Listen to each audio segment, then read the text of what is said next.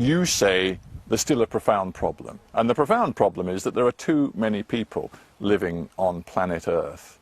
Would you say that you actually welcome the idea that over the next 100 years, the world's population, by one means or another, will be cut dramatically? I'm afraid so. I think the word likely I would use is... But my question was, do you welcome it?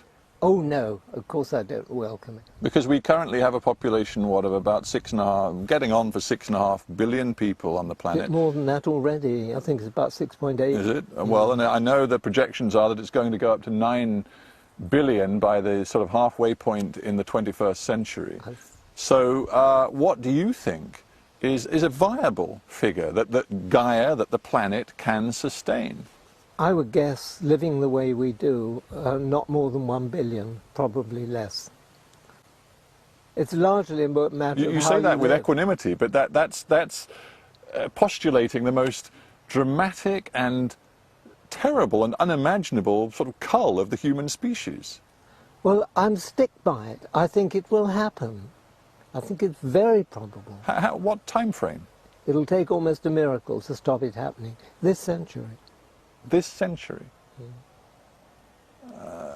I'm trying to get my head around that possibility. It seems to me if that's to be the case, such is going to be the level of misery and panic across the world that there are bound to be the most cataclysmic conflicts, wars, struggles, simply for survival. Well, again, whenever events like that come along, when there's huge floods, famines, there's a certain amount of struggling, but there's also an awful lot of good comes from it. When confronted like that, ordinary people show extraordinary heroism and helpfulness towards others, as well as being looters and vandals and so on. It's just a thoroughly disturbing thing, and it will happen. I just wonder, you know, because you have a very, very high reputation for creative thinking.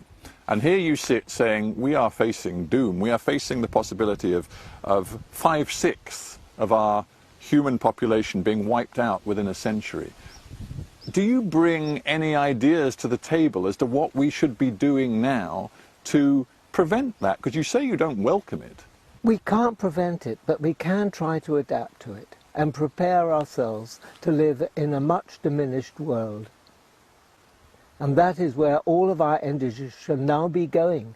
And the more time we waste on things like wasteful, silly ideas like renewable energy, the worse things will be in the end.